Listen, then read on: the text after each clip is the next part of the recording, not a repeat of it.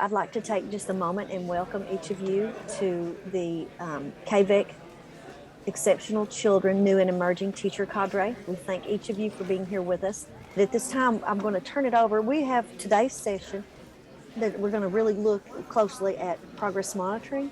To turn this over to both Chastity Kraft and Doug Smith. And then we have Denny May again here with us, and I'm Deon Bates here at KVEC.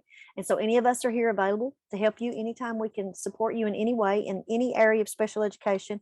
We've got somebody that can help you. So just want you to make sure you know who we are, and you can access us in any time. And I'm going to turn it over to Chastity, and I'm going to drop this in the link again for the sign-in. Okay, so like Deon said, we are talking about progress monitoring today.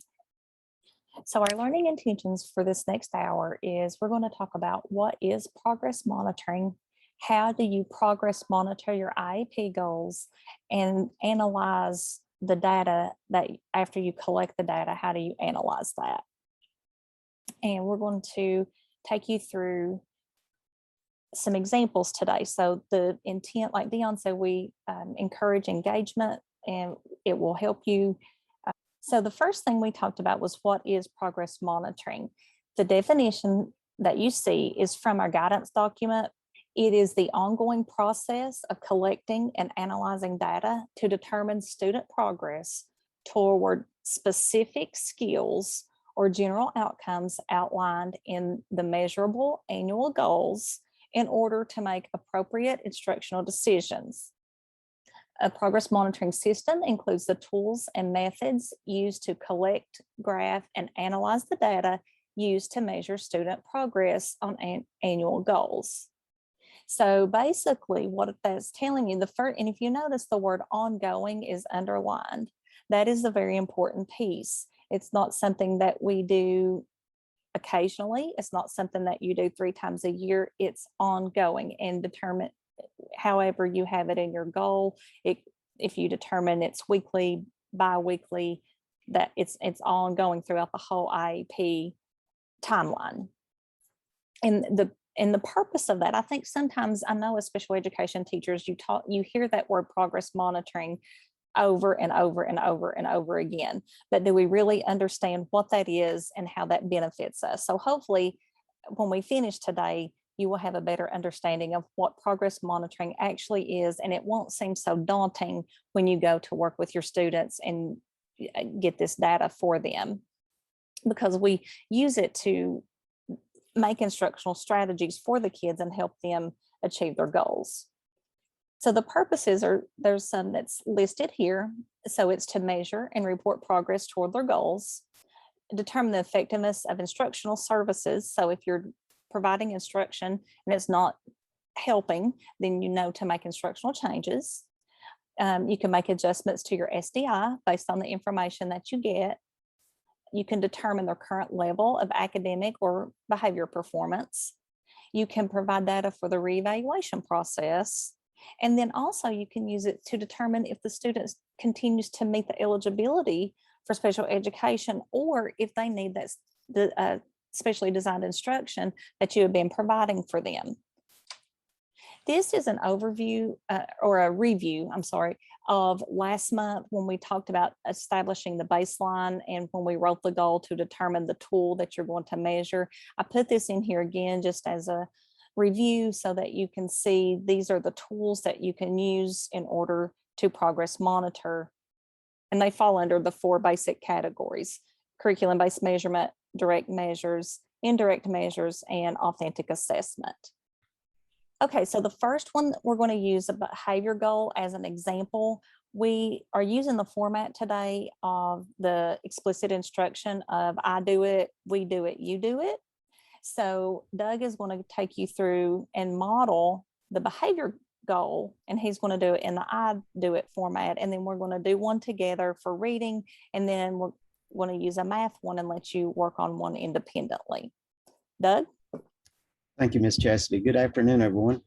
First off, we're going to look at the goal that we've written for Karen, and it's the goal is when given a task or direction, Karen will begin the task within 1 minute on 8 of 10 trials as measured by latency recording form 3 times a week. So the baseline information that we've gathered on Karen by using a latency recording form is that evidenced by that recording form, her average time beginning task after instruction was given was 4 minutes. And the reason we're using the latency recording form to gather that baseline information is because that's the same form we're going to be using when we're gathering that data to see if we're making progress toward this goal or not making progress toward it. So, you wouldn't want to use the latency recording form to gather that baseline data and then use a frequency count, because you're not measuring the same thing with these two different recording forms. So first, what is a latency recording form? A latency recording is used when you want to know how long it takes for a student to begin performing a particular task once the opportunity has been prevented. Once you give them a cue or give them an instruction, what time was that instruction given is in this first column. What time did that behavior begin? And then how long was it before they began that behavior after that instruction was given? For example, first time Karen was given an instruction at 11, and at 11:05 is when she opened her book and turned to page 3. That was 5 minutes elapsed before she started that task. So latency data involves calculating the average latency by adding all the data together and dividing by the number of opportunities measured. So Karen took 60 seconds, 90 seconds, 50 seconds, and 35 seconds to start 4 assignments this week. So you add those all together, you come up with 235, divide those minutes or seconds by 4, and you come up with 58 seconds, 58.75 seconds is the average latency for starting on the assignments. So the data that we collected over a period of time was using a latency data recording sheet or latency recording form. So this is some information that we gathered. We went through, and this was in a 100-minute block. So just for an example, I guess, we used language arts, 4th period, from 11 to 12:40. On the first trial, you can see that the time the instruction was given was 11 o'clock. And she began task at 11:03. This could be a bell ringer. This could be, just some way to review yesterday's lesson, whatever. And then it took her 3 minutes. The next instruction, we switched gears. We went from our bell ringer to open your book to chapter 3, and then follow along as I read to the class. That instruction was given at 11:10. She didn't start on task or get her book open until 11:13. So that was 3 minutes. And if you look across these, we've done this for, I think, 9 data points. So these are, it was 9 days of information that was collected. And this is just an example of those. And this is the next couple are examples as well. And so as we were looking at our analysis of the data that we collected, we have an aim line. And that aim line was what was our average minutes when we started. And those average minutes was 4 minutes before she started task. And we wanted that goal to be 1 minute as was written in the goal. So the aim line goes from 4 minutes down to 1 minute, and you can see that. So data was collected on consecutive days as well as non-consecutive days. And data determined that Karen had more difficulties on Mondays and Fridays. So the reason that I chose to do consecutive and non-consecutive days, again, was to determine what days are we going to have better success with Karen as far as beating her IEP goals and as far as actually starting tasks sooner. And then we determined that Mondays were difficult and Fridays were difficult. Some of the data points that we collected on 11/2, it took her 3.1 minutes to get on task. 11/3 was 2.2 minutes to get on task. 11/4 was 3 minutes to start task. 11/8 was 3.9 minutes to start task. 11/10 was 2.5 minutes. 11/12 was 3.5. 11/16 was 1.7. 11/17 was 1.7, and 11/18 was 1.3. So on the 12th, on November 12th, we implemented a self-monitoring checklist. And we taught Karen how to use a self-monitoring checklist. And a self-monitoring checklist is just a way that they have a checkbox, a worksheet that has a checkbox and it can be as in depth as you need it. I brought my books, I got my pencil, did my bell ringer, I opened my textbook to the appropriate page, I followed along, or it can just, I brought all materials to class, check that off. I followed instructions, check that off. However detailed or however vague you need it. So a self-monitoring checklist was implemented. And after that self-monitoring checklist was implemented, the data shows that Karen's average time before beginning tasks decreased with the implementation of this behavioral strategy. So on a lot of our aim lines and trend lines that we're going to see, they're going to be a positive aim line. But on a behavior, you will have both positive and negative. We wanted to decrease this behavior, so that's the reason that our aim line goes downward, or we have a downward or negative aim line. And so our trend line indicates that there was progress is being made toward the goal. I just want to add that when you are starting to graph your information at the beginning, you're going to have, of course, your X and Y axis and label. You can, before you put any data points or anything like that, you could go ahead and mark your baseline data and put your goal on your graph. And then you can go ahead and connect those two dots between your aim line and your goal. And that's going to be your aim line. So you already have that visual representation ready to go for when that you start plotting your data points. Thank you. Then just kind of wanted to clarify that, because I know when you're looking at the completed document here already. So when you work through that from the beginning to the end, that's, it's just wanted to show you what that's going to look like. So at the beginning, you're just going to have your aim line. And then as you plot your data that you collected, then you're going to add your trend line and then instructional strategies or behavioral strategies needed based on the student achievement or lack of achievement. Thank you. I did want to say something. This is Dion. I just really like that way that we can see that visual representation of, because it's almost like we look at a scatter plot and we plotted that data for those first initial data points.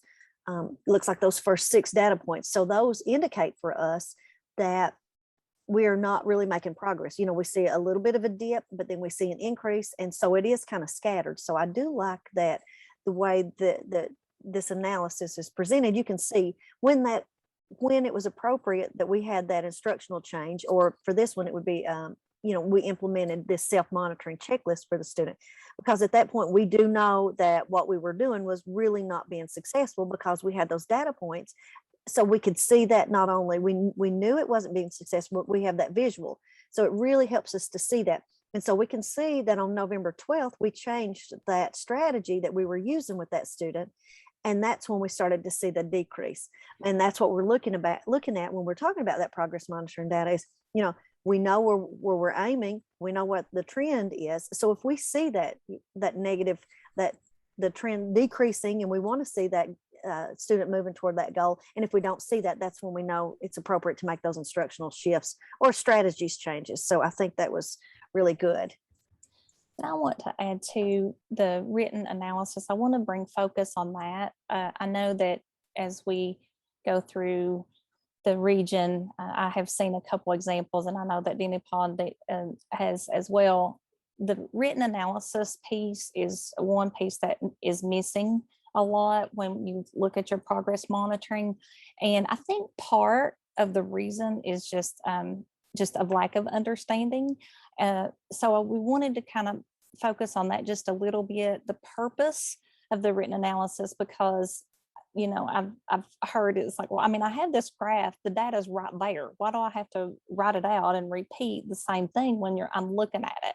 So the purpose of that is when you have that information, you're looking at it, and you as a teacher can see it, and as you write that out and truly understand what that data is telling you and what the outcome of that is. So I'm looking, I see a bunch of numbers on here, but then what is that really telling me? Well, okay, I see that once she did this self-monitoring checklist, her behaviors decreased. So you want, as you write that out and explain that in a written format, that not only gives better understanding for you, it provides information for another teacher that may get this, that may need to look at that. The stranger test, as I've heard Denny Paul say before, you want to be able to have that to where you have the written part, because it provides that complete understanding to help provide SDI that may be needed for that student and changes that needed to be made. That's a perfectly good explanation of that, Chastity. I agree with you 100%. You know, you may have certain things written down in SDI like modeling, or you may be, you know, reducing some type of stimuli, maybe some sensory reduction, anything you can do, you know, in your SDI to get that student to behave or reduce those not so positive behaviors with more positive behaviors. And I think that's the correct way to say that now. And but anyway, you know, you see that visual there, and then, you know, it's important to understand, you go back to your purposes, that we're not only trying to measure how well the student's doing on this particular goal, but we're also trying to inform our instruction. So it's very important that we take these data points as frequently as you guys have them there. And I love the way Doug mixed that up to get a more true representation of those pieces of data, because that gives us a more informed piece of information to work with in terms of, you know, what's causing it, what's the function of the behavior, what's the student getting out of it, and what's going to make a difference. And so really good stuff here. Okay, now we're going to move to the reading goal. So this one we're going to do together. So this is your goal. This is one, you know, you've written the goal, you have provided instruction, and now you are measuring and gathering data. Her baseline, Karen started out reading 105 correct words per minute. So the reading goal is, when presented with a 5th grade passage, Karen will fluently read 195 correct words per minute across 3 consecutive probe sessions, measured by a weekly oral reading fluency probe, which is a curriculum-based measure. So that is your goal. Here are the data that's gathered. If you have something to write with, or just some scratch paper, if you want to copy down the date and the numbers at the bottom. Look, and I want to talk through this. Is an example of an oral reading fluency probe. I got these from Easy CBM. Highly recommend that website. So how you do this is, and if you notice, it was a 5th grade passage. And so each week I didn't use the same passage, because you don't want them to, you want it to be valid. So it's still a 5th grade level passage, but it's not the same one.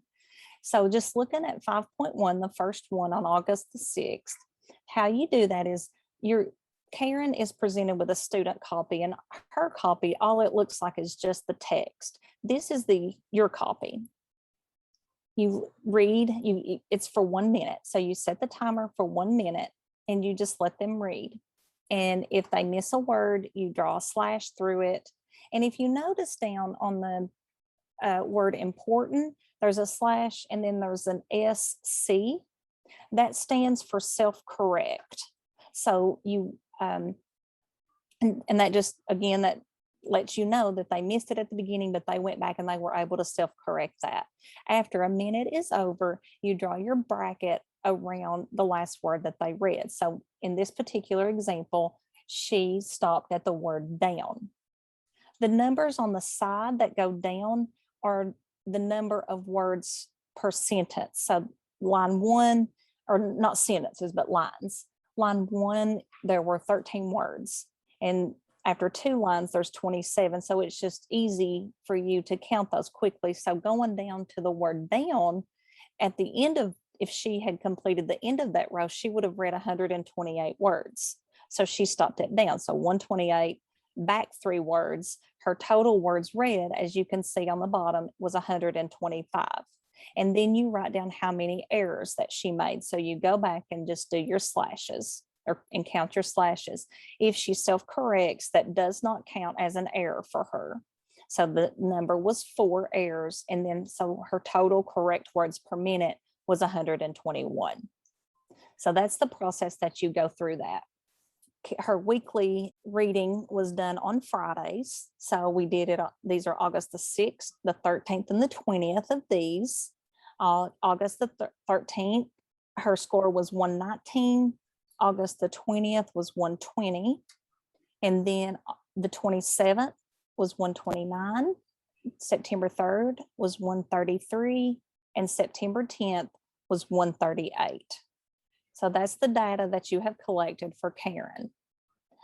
Let's plot some data and make a graph. So what would be the first thing? Well, you'd have to make sure your baseline was there, plus perhaps your goal as well, because the stranger test, they would not know the goal. Perfect. Good job. If Yes. you don't give it clear. Absolutely. Good job. Thank you. Yes. So we did the goal. We have the goal written up here at the top, and then your baseline and your goal, just like we had on the previous one. You are absolutely right. So we have our baseline, which is 105, and we plot that. And then you have the goal. That is the perfect answer. And then after that, then you just connect the dots, and that is the aim line.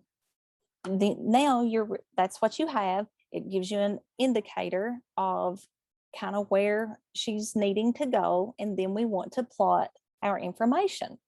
Okay, so now what's the next thing that we need to do? So Chastity, we had a note in the chat that just said that at this point we were going to analyze the data. So I think that's where we're talking about looking at those data points. Okay, so let's go ahead. So the next thing that you would need to do is plot the data that you have gathered. So on August the 6th, she read 121 words. The next week, she read 119. And then on the 20th, she read 120.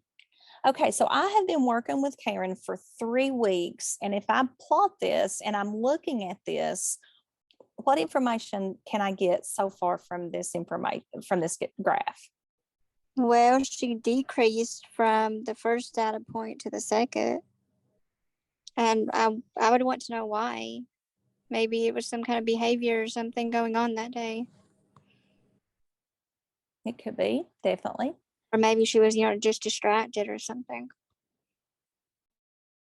And then on the next week, she did increase a little bit, but it was still 120. So overall, she's kind of hovering around the same. So she's really not making any progress. So it's been 3 weeks. The progress is the same. Exactly. So she's not moving. She's not moving toward that goal. So after 3 weeks of this, and she's really not moving, we need to make an instructional change.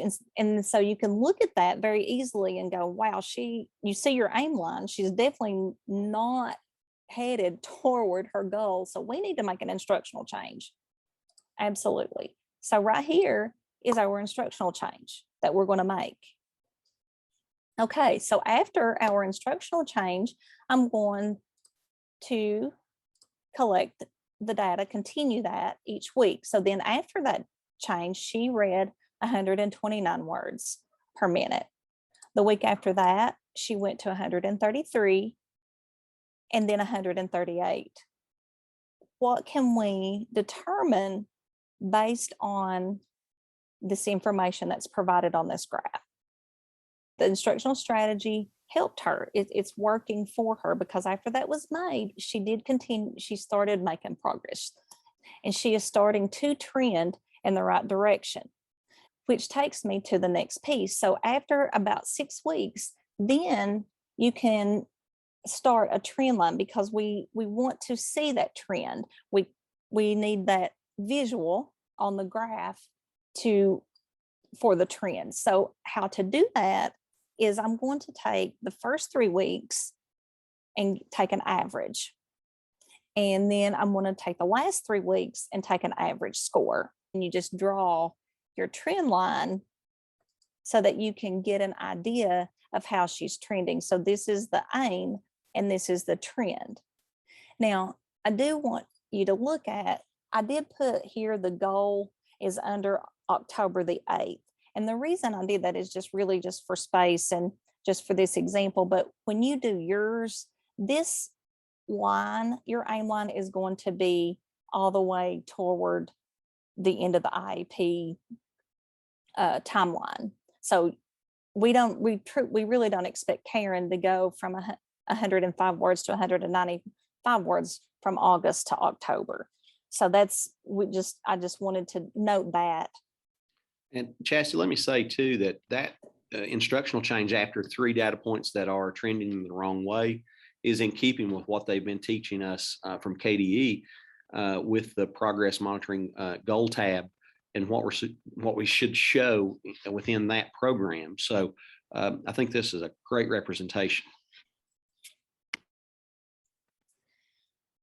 Okay, so now we have all this information, we're looking at it. Now the next piece of this would be our written analysis. The first thing that I would start is just stating the baseline. So you would start out by saying Karen's baseline was 105 correct words per minute.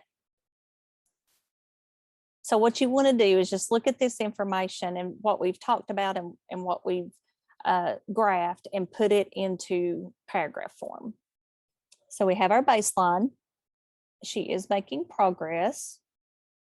Also, we did on the graph, we did put instructional, we just put the term instructional change. When you're writing your written analysis, you want to put in that what that change was. What did you do specifically? What strategy did you use specifically with Karen?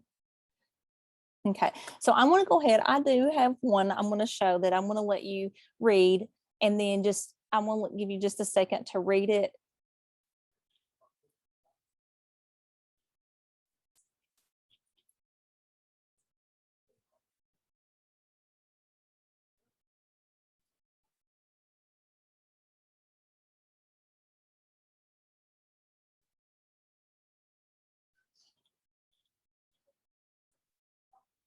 And I want to know, I hope I gave you enough time to read, that I did note, or I did reference this IEP lesson plan development handbook at the bottom. The strategy that I put in here, the instructional change of decoding strategies, such as looking for known words inside words and chunking, that was pulled directly from this IEP lesson plan development handbook. This is also the schoolhouse document. If you do not have that bookmarked or downloaded or printed out, please do so. This is your best friend, special ed teacher best friend. It will help you get ideas and, well, help you develop your lessons and strategies for your students. It's a great way, Chas, if you get stuck, or you've tried an instructional strategy that you know and it's not working, it's a real good resource, because to find a new strategy when you're kind of stuck, I think that's a great thing too, is sometimes we know certain strategies, but not all strategies work for all students. So this is a real quick way to kind of get you thinking through what some other strategies might be that could be successful. And I use it to reference back all the time to think about, what instructional strategies are appropriate for that particular skill that the student's working on too. And so it's broken down into, those components of reading, so you can find resources or strategies for each of those areas. So I think that's a great thing for them to have. I think it's also important to note that what instructional level the student is on, and also to know what the target is for the norms at that level. What are we shooting for? Where did that number come from? 195 is representative, I think, of 90 percentile work at that grade level. And so that's perfectly clear. And there's charts that are embedded in lots of our places, ReadWorks and some of our reading go-tos. I think it's very important to note that 195 at the 5th grade level is different than 180 at the 4th grade level. And then, if the student gets to 90% at the 4th grade level, you can certainly list that as a strength. in your present levels. And sometimes we struggle to write strengths. So when you think about it like that in the progression of those of the standards document, it really makes sense that those prerequisite skills would be representative of strengths for our students. Chastity, there is a message in the chat. Caitlin was asking a question about how do we know what's appropriate for words per minute per grade level when we look at that proficiency. And so we might just talk just a minute about it, depending on what measure they use. And yeah, and it's determined the chart, the norms that Denny Paul had just referenced. It is for the fluency that we're talking about. It is there are norms. We will get that, but it is a chart, and it's for each grade level. It tells you how many words per minute, and if it's in the 90th percentile, 50th percentile, and so forth. 105 words per minute, I think, was at the 50th percentile, maybe for 5th grade, and then so that was reasonable to move her to the 90th. But that is how you determine appropriate for each grade level, because those norm tables for the oral reading fluency is available for each grade level. It's the Hasbrouck and Tyndall oral reading fluency table, and it breaks it down by percentile. And so it's really nice. It goes grades 1 through 8. And I think that comes from ReadWorks, I believe is where that's housed. Okay, now we are going to let you guys practice independently with math. So your math goal is, when presented with 10 one-digit subtraction problems, either orally or written, Karen will correctly solve subtraction problems with 80% accuracy on 4 consecutive trials on math probes as measured weekly. Her baseline is that she started with 30% accuracy, so we want her to get to 80. Here is your information for you to to plot and to analyze. So on the 6th, she scored 30%. The 13th was 40. The 20th was 40 again. The 27th, she scored 50. On the 3rd was 60. And then on the 10th was 60. Now, what I'd like for you guys to do, we went ahead and put plotted the baseline for you to get you started. Well, first you want to make your goal and make your aim line first, and then go ahead and take that information and practice plotting that information on this graph. So yeah, you're going to put your dots over the date and then up to the percentage that they scored correctly. Okay, so the first thing we would want to do is do the aim line. And I think somebody's like to plot an 80% accuracy and draw the aim line. So that's the one thing that you would want to do first. So we have our baseline here. So as you're getting these plotted, what are some of the trends that you're seeing? And what's going on with Karen in her math? So I would think that she's making, the scores are improving. It's a little slow, but they are improving. And so I think that she would be trending upward toward that aim line. Would you make any instructional changes at this point? Based on what I am looking at, is that she is making progress. So the instructional strategy that we have selected for her to correctly solve subtraction problems, she is making gains. So I think that we could say that we've made a good choice on that instructional strategy, because we're continuing to see gains until we get to week 5 and week 6, and we're starting to level out. So that's when I would start really looking again at that data to see, do we have her making, that's what I would look at, that rate of growth at that point, because we're kind of leveling out. So I think that would be a good opportunity to be able to make an observation about that. And then part of that analysis would be around that. So I think it would warrant some additional data points. Okay. Thank you. Dion wanted to show you some things on our Google site. I will go ahead and turn it over to Dion. Just a second. Okay. I just wanted to take an opportunity to revisit. So let me go back. I maybe have moved too quickly through. Okay. So if you go to theholler.org, it's just theholler.org.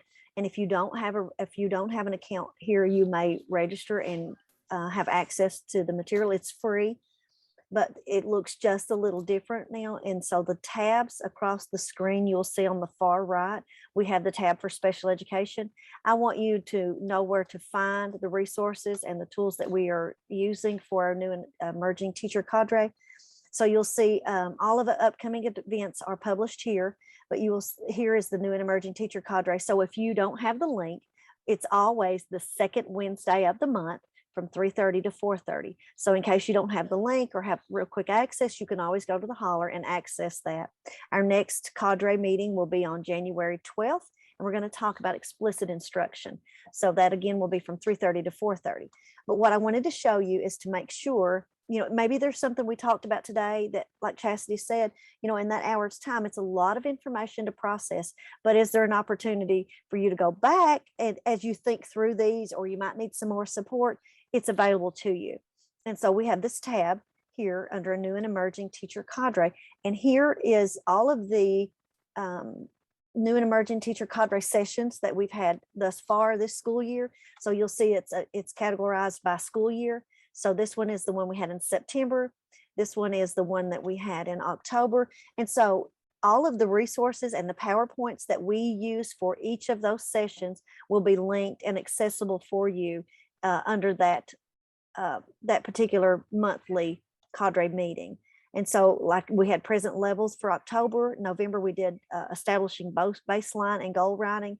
And then for the previous academic school year, we have archived all of those sessions that we provide. So every time that we do one of these, those are available to you. So if you want the PowerPoint, we will also include the links from today around those, looking at what those targets are for the oral reading fluency for grade level, those tables. Those links that we've shared today in the chat will also be linked here. So if you want to go back and watch this one or watch any of the ones we've had so far, or if you just want to share these with other teachers, it doesn't have to just be new teachers, but any teacher that needs to revisit this.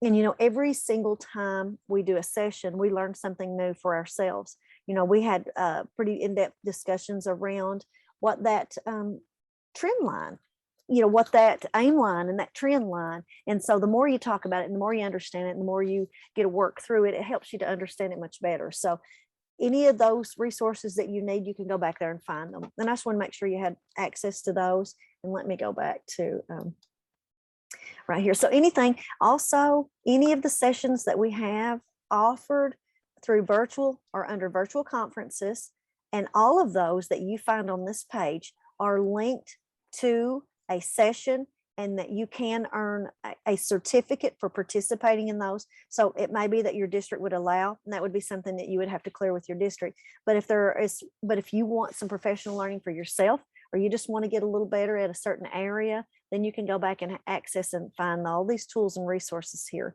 But all the conferences that we've had so far are here, and all of those have those links with sessions and certificates that you can earn as a participant. And then here in this tab here, you'll see anything you want to look at around behavior, mathematics, literacy, co-teaching. So anything that you might be looking for, you should be able to find resources here. If there's things that you continue to need, we will continue to build this. So always revisit this. It is always updating. We are always adding new content. Every week we add new content. So be sure to go back and revisit that. Thanks to each of you, and